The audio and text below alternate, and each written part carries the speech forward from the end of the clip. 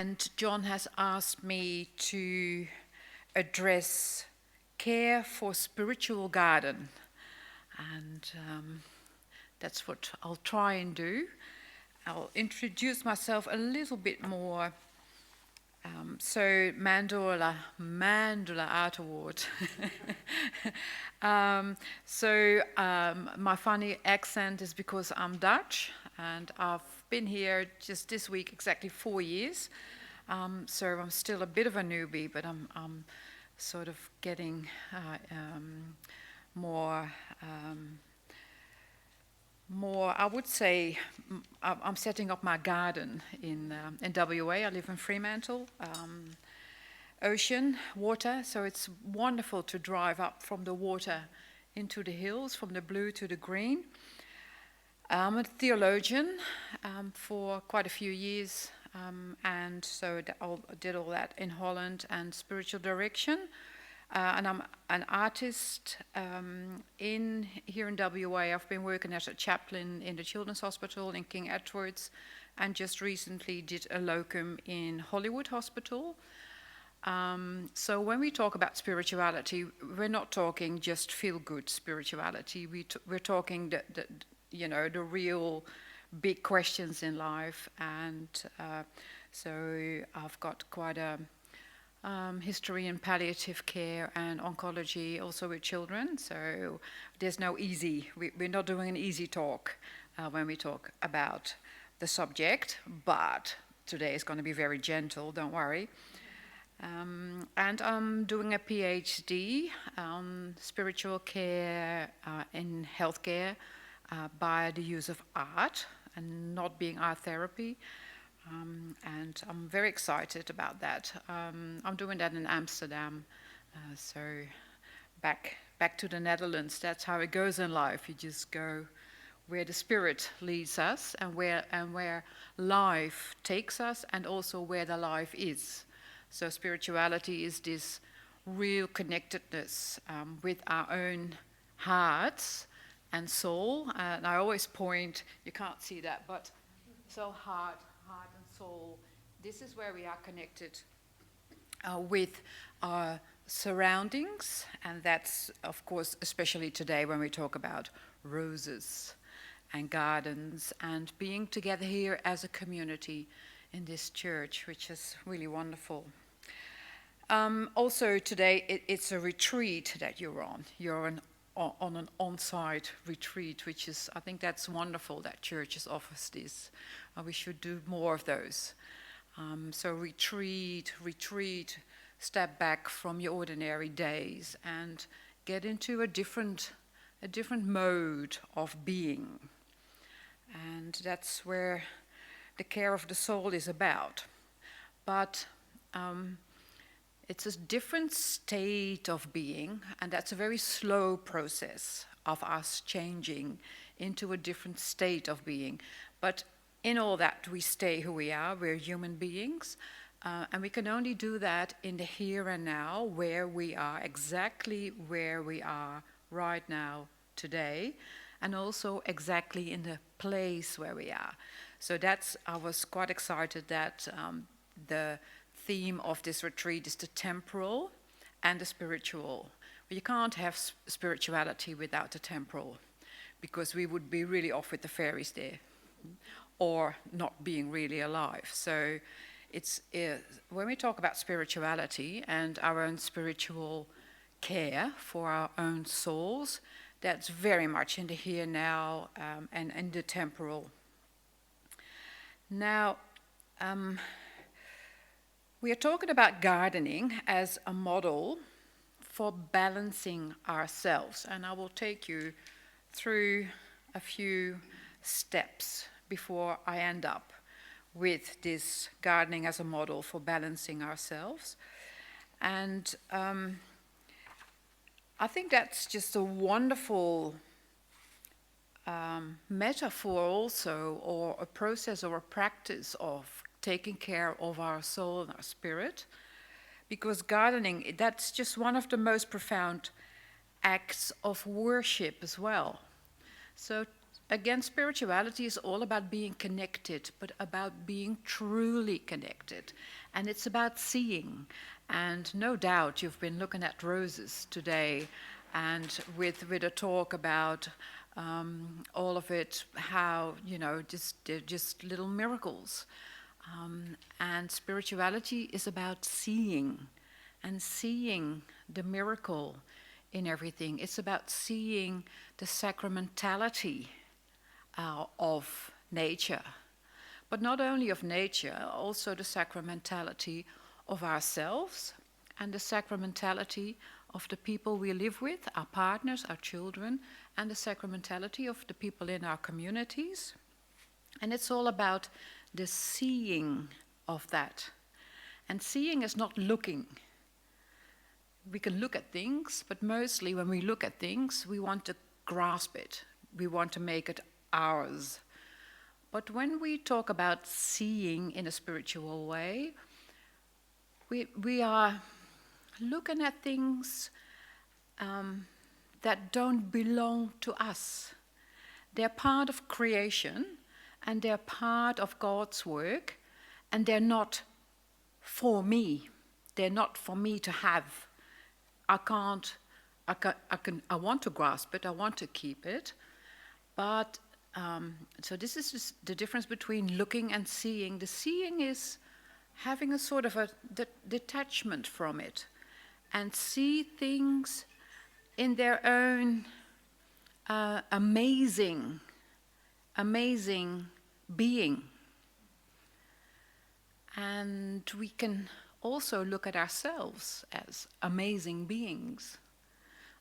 And of course, like every human being, we all do the same. We beat up on ourselves, and we put ourselves down, and we put very high demands on ourselves. But we have to realize that we are created the same way as roses are created. And the roses are created for the sake of being a rose. And we are created for the sake of being who we are. And we're not just human beings, but we are this human being. So I'm meant to be who I am, Sylvia. That's it. And I'm not meant to be someone else. I'm not meant to be John. I'm not meant to be Hillary. I'm not meant to be Julie. I just happen to know a few names. I forgot yours, sorry.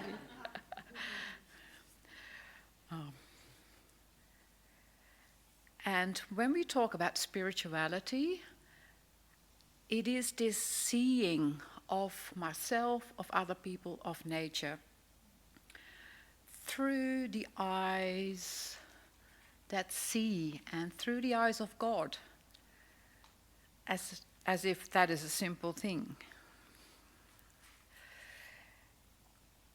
So gardening, that is this act of worship, and where we can practice also the seeing of the sacraments of creation. Now back to us being human beings, or someone said human becoming. I think that's much better, because we're already in a process every time. Every morning we wake up. It's all process. And human being, that is like there's an essence, and that's a static thing. But we're human becoming. And that is the heart of spirituality. Because this human becoming, we do, and we're in a Christian church here, we do that in relationship to God. So when we talk spirituality, we can work with a definition I have from a professor at the university where I studied. He's a Carmelite, and he wrote this really thick book about this is spirituality. And he comes with this one line, and that's the definition according to him. And that is, spirituality is the divine, human, relational process of transformation. That's it. So that's not off with the fairies. It's very dynamic. It's quite a complex process. It sounds simple. Of course. Thank you. So spirituality, according to Professor, his name is Weimann, but that doesn't matter. Spirituality is the divine, human, and that's one word, divine human, relational process understood as transformation. Now, transformation, that is the key. Because we are meant to be who we are,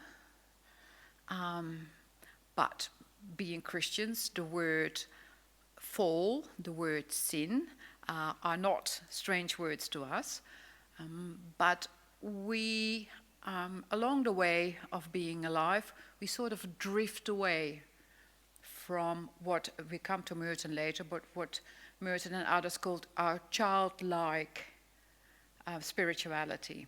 So we grow away from who we are meant to be. So spirituality is this process of transformation. And the idea is that we transform ourselves into God's image, and we look into the mirror and we try to change into being ourselves as willed by God.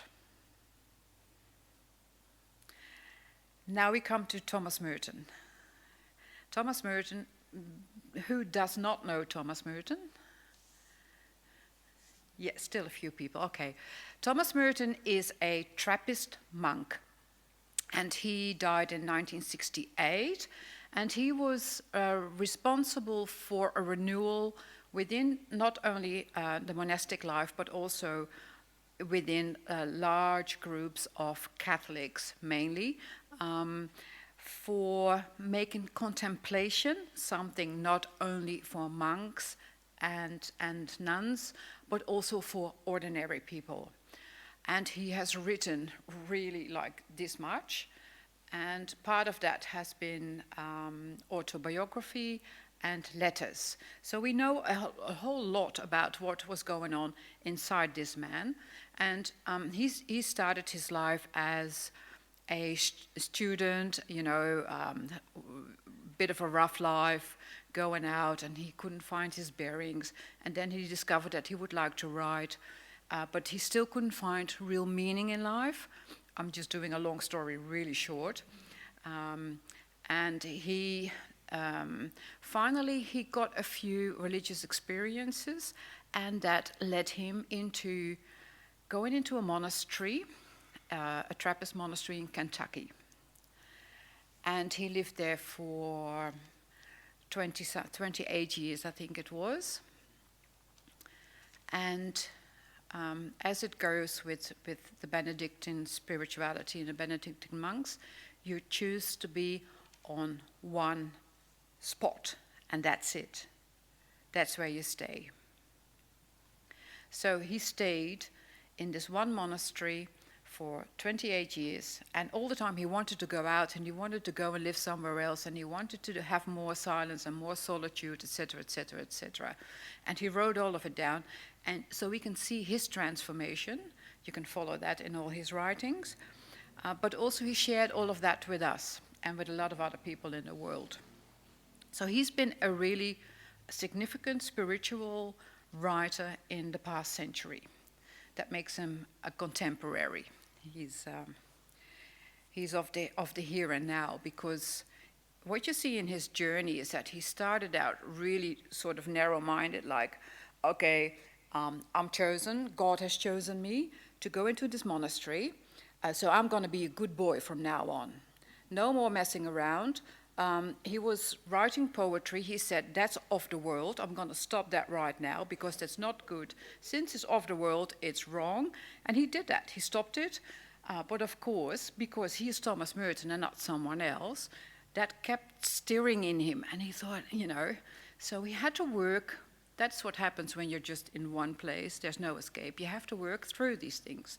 He did it. And then he found out that that was exactly who he was and who he was meant to be, a writer and a poet. So we'll do one of his poems later. So Thomas Merton, it was not quite something he discovered, but he's a little bit known for sort of trying to convince us that we have a true self. And of course, if you have a true self, you also must have a false self. Now, this false self is not,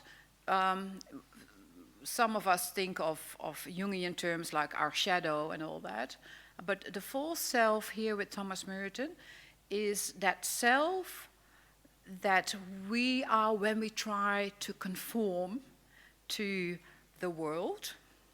So when we try to become people that we're not, but when we try to be who we think we should be, that's a false self. Another false self is when we do everything to get just the security. Everything, so we know that we're safe. We think we know we're safe. Well, COVID has shown us some things about that. You think you've got it all organized. I thought, oh yeah, I can leave Holland and my family and live in Australia because I'll just fly back once a year. Not happening, right? So we make all these plans and we clutch on to, our houses, our salaries, our bank accounts, the whole lot. And then you think, I'm all right. Nothing can happen to me. That's a false self, right? Yes. It's your beautiful accent. Yes. How do you spell the F something self? False. False. False. Yes, Yeah. it must be my hearing. Thank you. I'll try.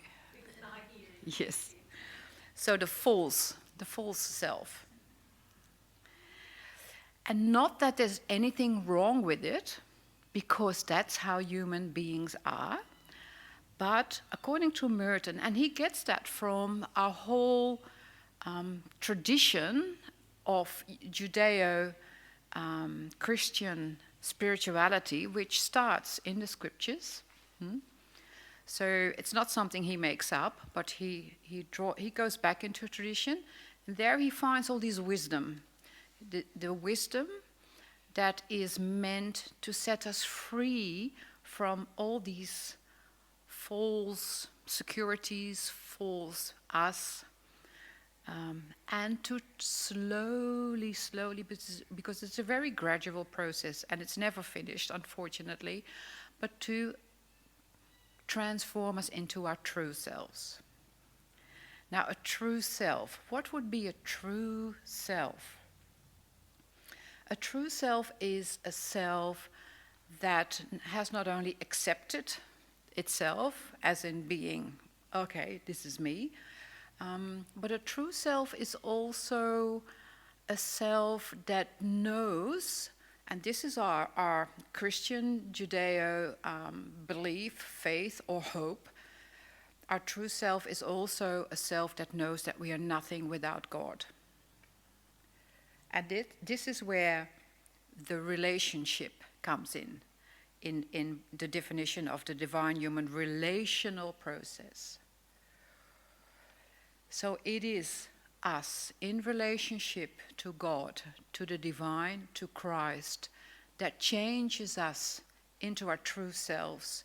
And the true self is a transparent self. So this is not psychotherapy, psychoanalysis. This is about more like the onion, and you peel off your layers and you become a transparent self, as in the most authentic version of you. Now, authentic does not mean that you can just do everything that you want and how you like it. That would be great. But all of us who are in relationship with partners know that's not going to happen. So it is this relationship that rubs with God in our prayer or in our despair. And I've seen that so many times in hospitals, that is this Jesus cry, like, my God, why have thou forsaken me? That's a real hard one. But that's where you lay off your layers. And it's an unveiling or unveiling, that's probably better, yeah, unveiling of ourselves to become open and very vulnerable. That's not very nice sometimes because we don't like to be vulnerable, but we are. So it's just realizing we are very vulnerable. We are mortal. People can hurt us. Things are not going the way we wanted. And that's our true self. Now, if we talk about spiritual care and looking after our spiritual gardens, our inner one, that's what John asked me to do, and Julie, then it's this fragile inner me that I have to look after. Now, how can we do that? Then again, we come with Thomas Merton and back to today's retreat. One of the things we can do that is in solitude. Very, very important. And in this loud world we live in, very hard to find, but you're up in the hills, so you've got a good chance, I think, to withdraw in nature and in solitude and to spend time in your garden. But it's the solitude itself, the quiet, that transforms us. And that's why I come back to it, the poems, but just being in nature and being in silence, that as such transforms us, because it's the mirror. It gives us the mirror to how we really are. And it doesn't matter how we really are. There's no good or bad. The important thing is that we allow ourselves to be who we really are. So silence, solitude is the way for us to go in and to look after our souls. Now, the average age is just a little bit above 50, I would say. So we've all had our ups and downs in life. We've all had our tests. We probably all have been in hospitals. We all have lost people. And I see in my day-to-day work, if people have been minding that garden, they are much better off when tragedy hits. So it's not a thing just about, I'll go gardening and then I'll feel good, as a feel-good thing, but as an actual gardening, as in a work you have to do. You have to pull your weeds out. You have to face things. And in Greek philosophy, that's a very common thing too, also from 2,500 years ago. In Buddhism, it's the same. It's to know thyself. And so we've got wonderful therapists in our history, and a few of them are monks. Know thyself and weed thy garden, I would say. And, important things like truly connect with yourself, with the people around you, and with the space you're in. And that will come in handy at some point. It pays off. But it's not the aim as such. The aim is not that it pays off. The aim is so that you are in relationship with the divine and to surrender yourself to that. So gardening is what you do a lot of the time is you're on your knees. That's also why it's such a wonderful metaphor, because you're literally just on your knees and already in a prayer mode to see the mystery. So if we talk about spirituality, it's this transformation, we've talked about that. It's a freeing of ourselves, and if we free ourselves, we are also able to free others, because we're not putting us on them, but we can look at them as if they were roses. And we are also freeing the environment, because we don't want to grab onto it, we don't want to have it. We can look at a rose and think, this is just a perfect rose. And then you see it, and you take the mystery in, and you let it be.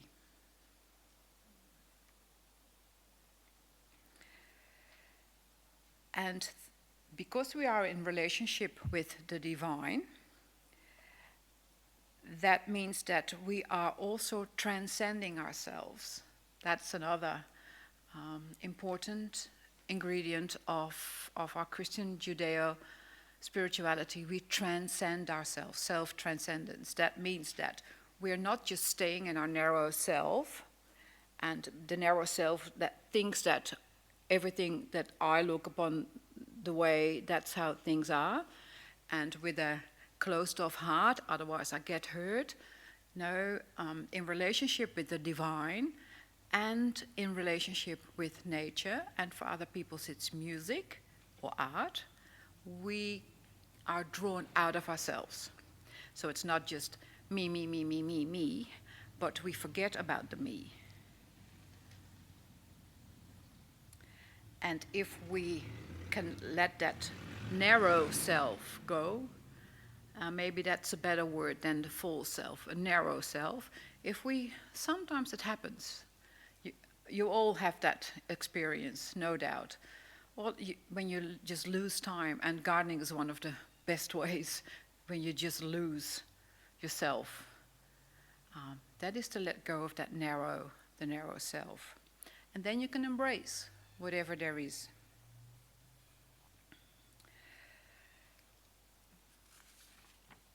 Now, I will have a look about Merton.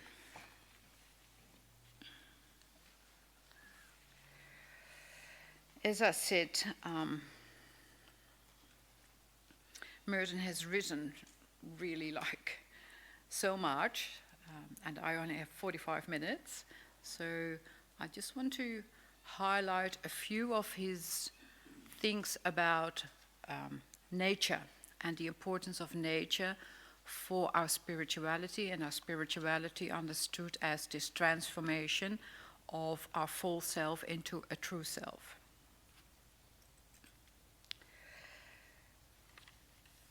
Creation for Thomas Merton is the body of divinity.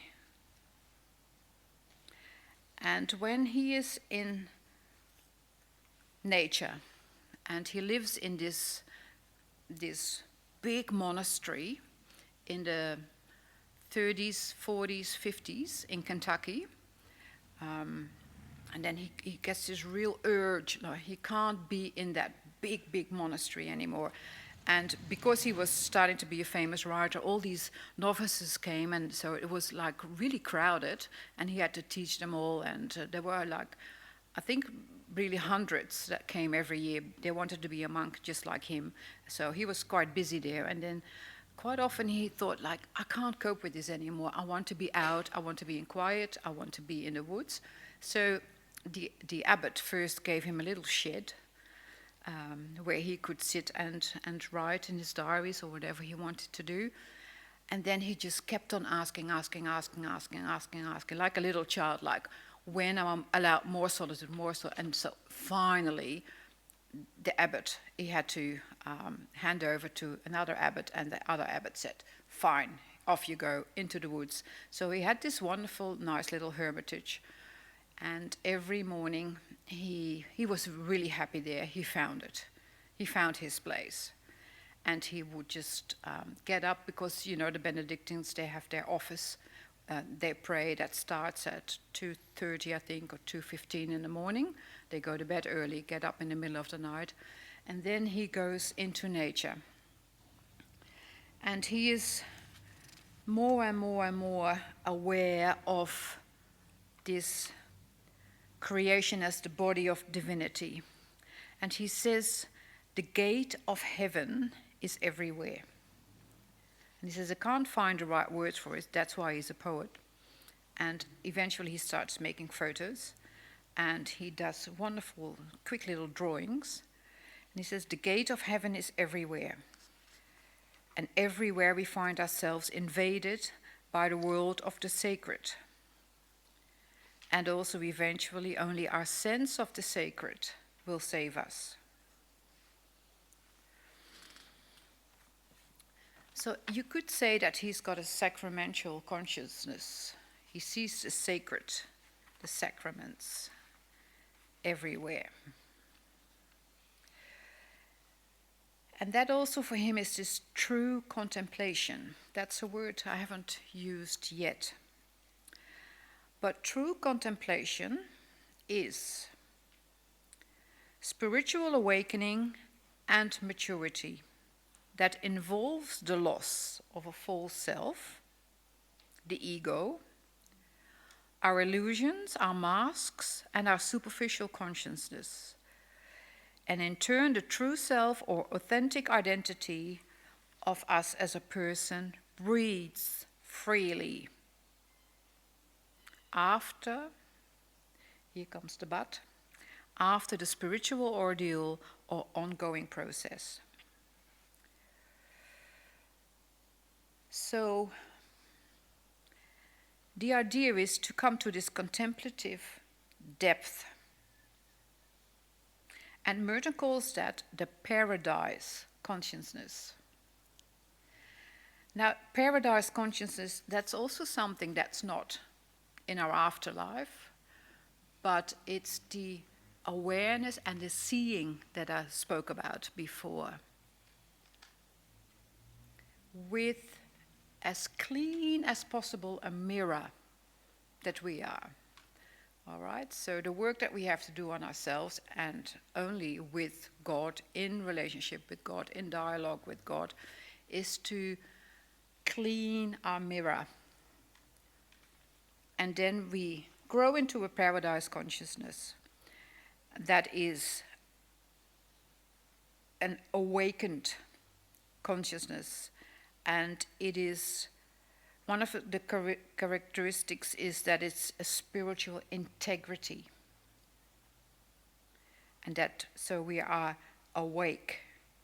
And that we communicate authentically with our deeper selves, and from there, with other people around us. That's the idea. And also, when we think about our lives at the moment and all the turmoil with our global warming and the climate, our climate crisis, you could say that Thomas Merton has got a mystical ecology. We could talk about that another time. Mystical ecology. Because he sees, and here we come back to the garden, to roses, he sees this life, the contemplative life, that reflects the integrity of all things, and where you can see a hidden wholeness. A hidden wholeness. So it is the connection that we have with ourselves, with people around us, and with the space where we are in, the connectedness, and the experience of oneness. And the oneness, that's with a capital. Because the ultimate aim of the spiritual journey from our Christian tradition is to become one with God and with Christ. That we become one of form with God, with Christ. And that doesn't mean that we have to be perfect, not perfect little kids. That's not it.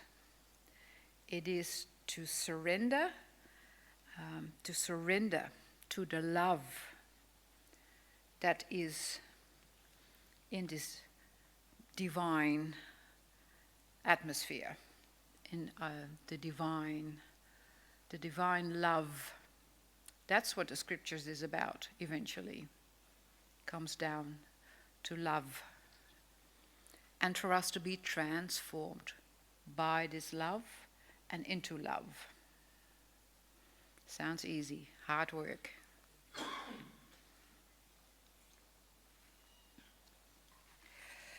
I'm going to read you a quote of Merton. And I think living in the hills here, you would probably, it's easier to relate.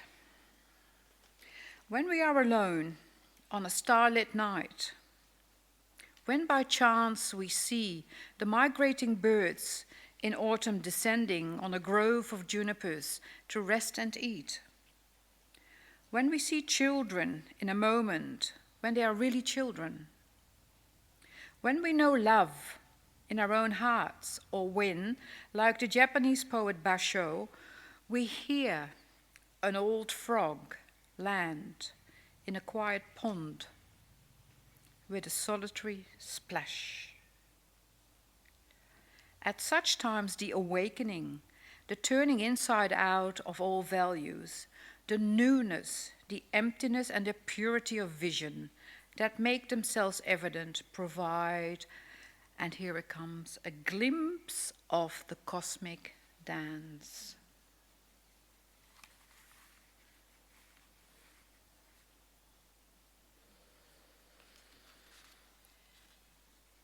So,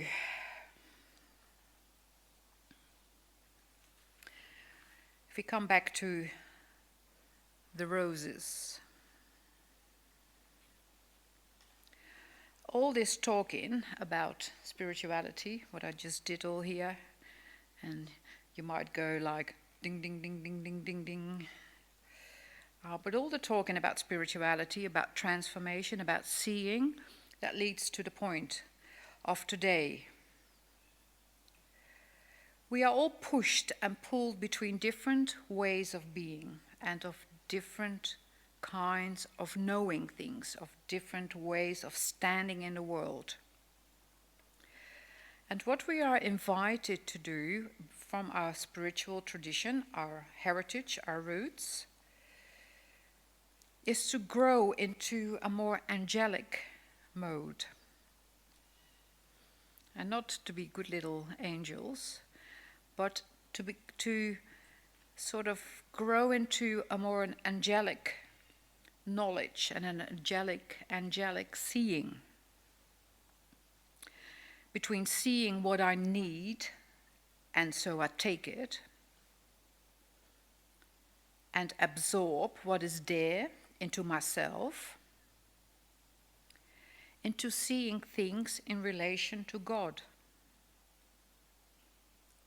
Seeing things like roses, or our partners, or our children.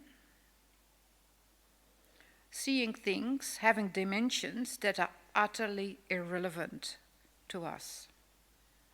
Seeing the world as not existing for me.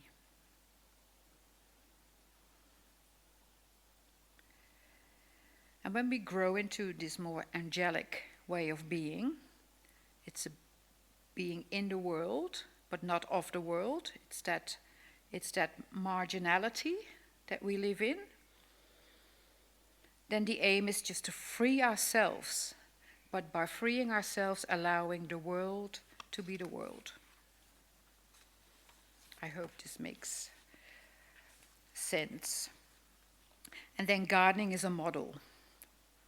Gardening is a model. We carefully balance ourselves. And our souls needs to be gardened, cared for, sustained, developed, elaborated, and not frozen and not curated. So one of the ways to look after our souls is to really see and to pay attention. To not think, I know what a rose is. I know my partner. But again and again, pay attention and look Look with open eyes and ask the rose, ask the partner, ask the child, ask your neighbor, who are you? Who are you really? Show me who you are.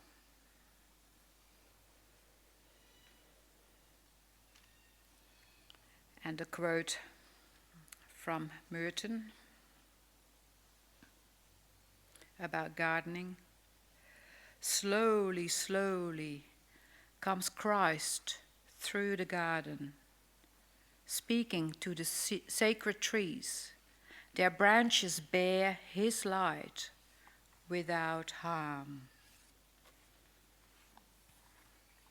Without harm. The silence of God spoken by the winds in the pine trees. Now, you all got a little booklet with 4 poems. We can't do all 4, but I asked John and Julie to print them, so hopefully you can just slowly take them in when you're after this or whenever you feel like it. And look on poems also like a rose, because you think you know what you read and you think you get it, but there's always more. It's that the layeredness of reality.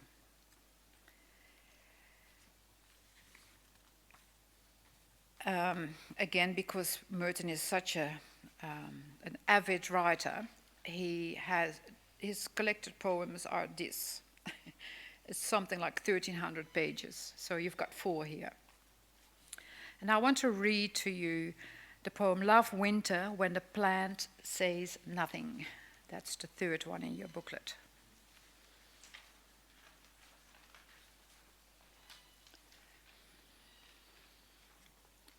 Love winter when the plant says nothing.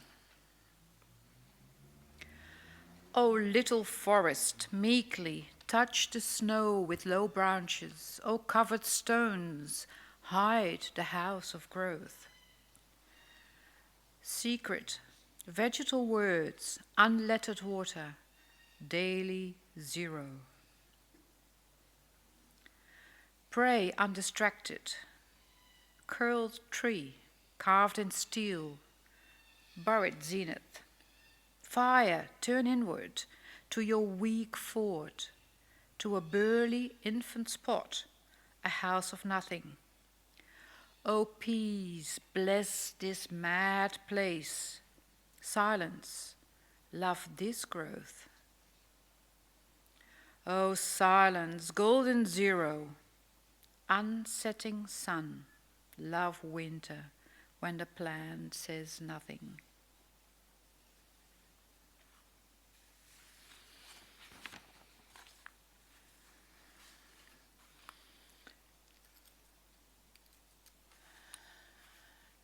I always feel when you read his poems, you can sort of feel that peace coming, the contemplation, that place of being the 0, the oneness.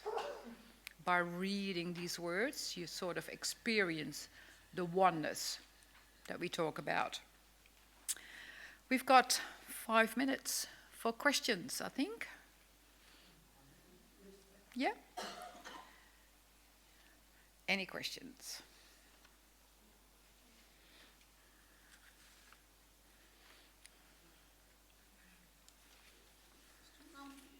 What happened with Thomas Merton towards the end of his life? What happened with he died a very tragic death. So finally, the latest abbot, he was one of the novices that Merton trained into being a monk, and he became the abbot.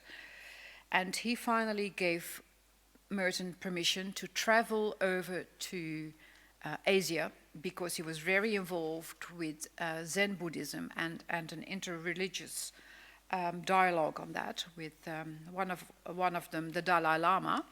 So he got permission to go and visit the Dalai Lama. They had a few conversations together, and he traveled Japan and Tibet And then he gave a talk in Bangkok, and that was on a conference about the future of monasticism in that part of the world as well. But so he was there to learn, and he went to his room. He said, "I'm going to have a Coca-Cola."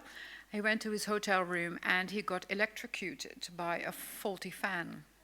Yes, and that was just an instant death. Yeah, and paradoxically, he was also very much an anti-war person, and this is the Vietnam War era, and he was flown back in a coffin in a military plane. Yeah. So God has got a bit of a sense of humor too. Yeah. Yeah. Yes.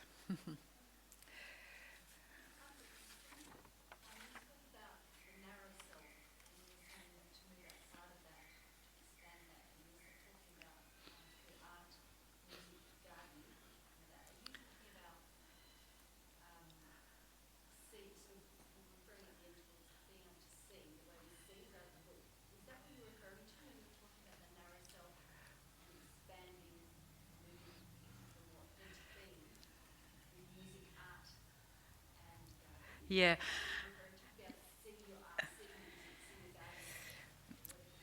Yeah. No. It is to escape that narrow self, and I think you would all have the experience that when you're listening to music, you forget about yourself.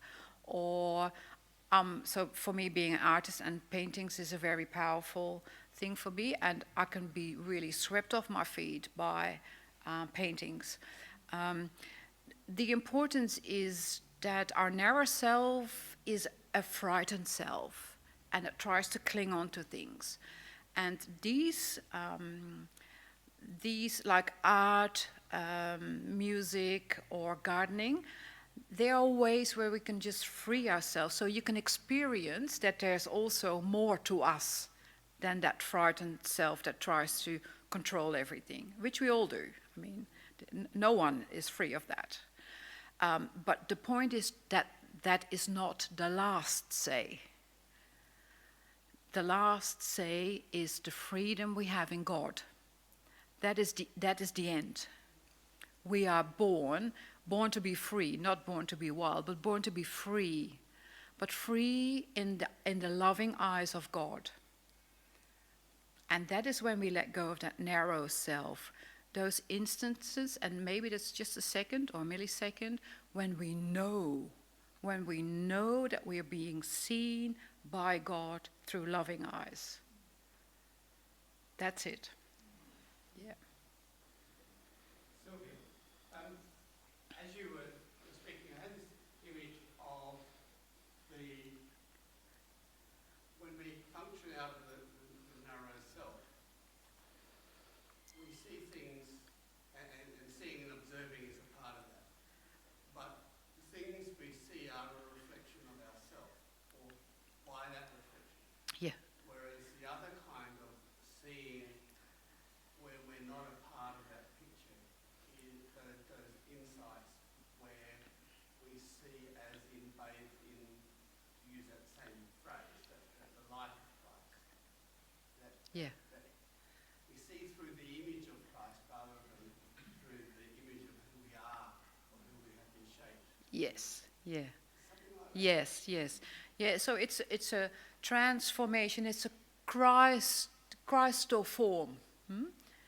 So that's a very. That's of course we can't discuss that now. But it's that every one of us is called to become Christ-like. So that's the, and if we look on the world through Christ's eyes, we see, and we don't want to grasp it I don't look at you through my eyes, because then I would say like, oh, you look like my mother, or, or, yeah, yeah, my mom's dead, yeah. Poor mum, that's true, yeah.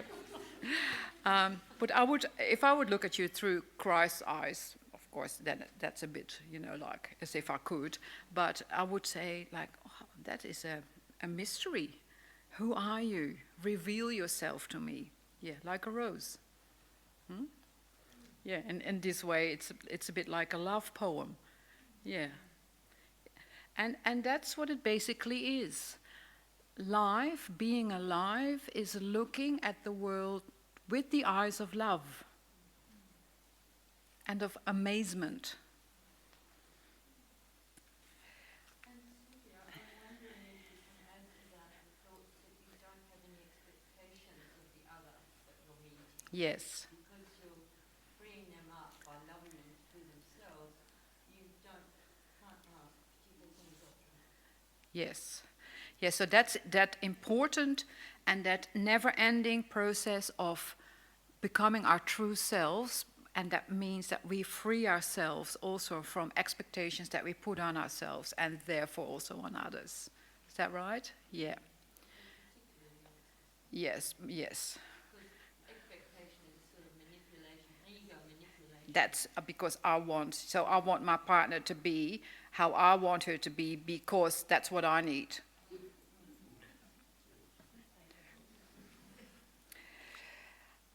So as a rounding off, I would like you to just take 1 minute. This is just contemplation in action. 1 minute. And think a little bit, what is sacred in your daily life? What is sacred in your daily life?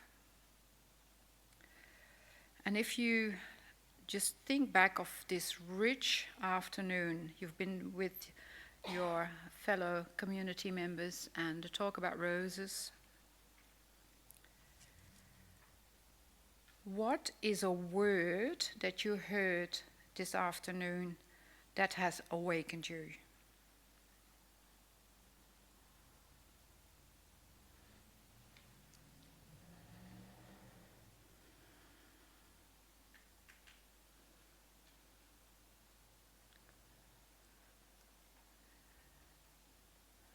And finally, listen to the wind. Is there a wind? Just listen or imagine the wind going through the trees. Which word does it say, the wind?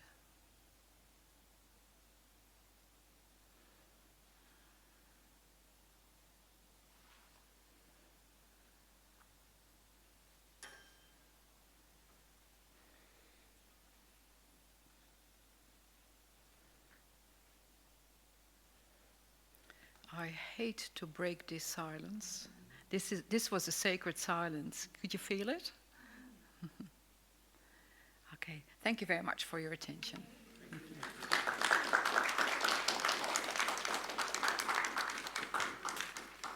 Sylvia, I want to say thank you first for responding with a yes when you were asked the question whether you could be Sure. part of what we're doing.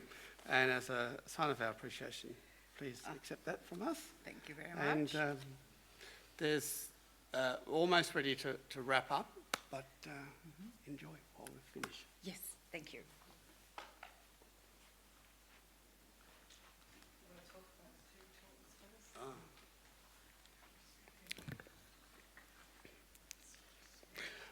I've got to wrap up and talk about the two talks. It's going to be tough.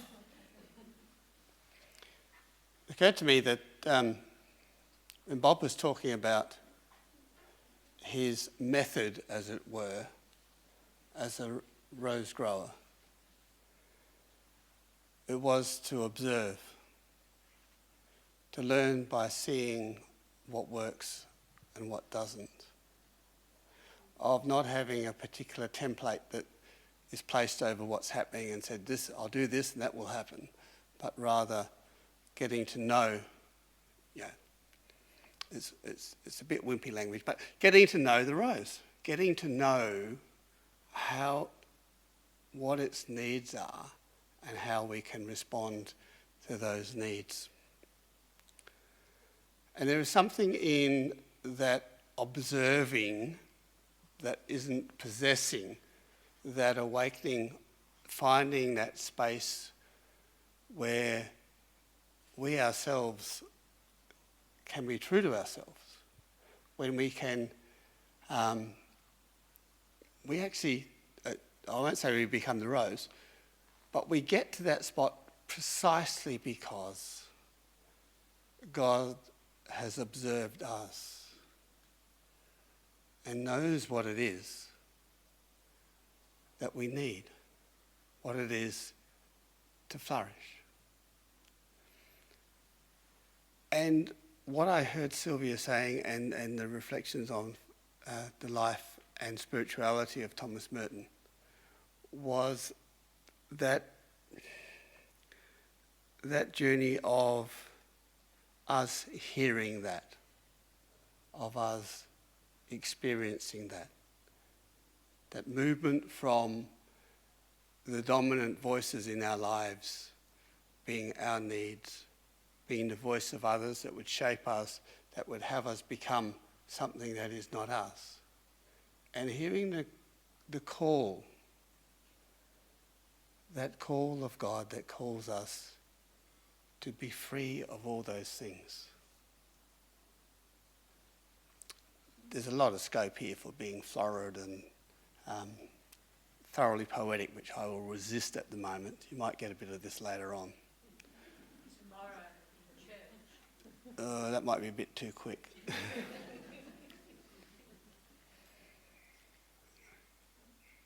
But I see that there is a symmetry there. That the outside and the inside are working together. And I thank you for being a part of what for us is something new. We've done any number of different things. This is a whole new experience, and I thank Bob for being willing to be a part of it, and Sylvia also, who didn't hesitate when I asked if she was able to come and be a part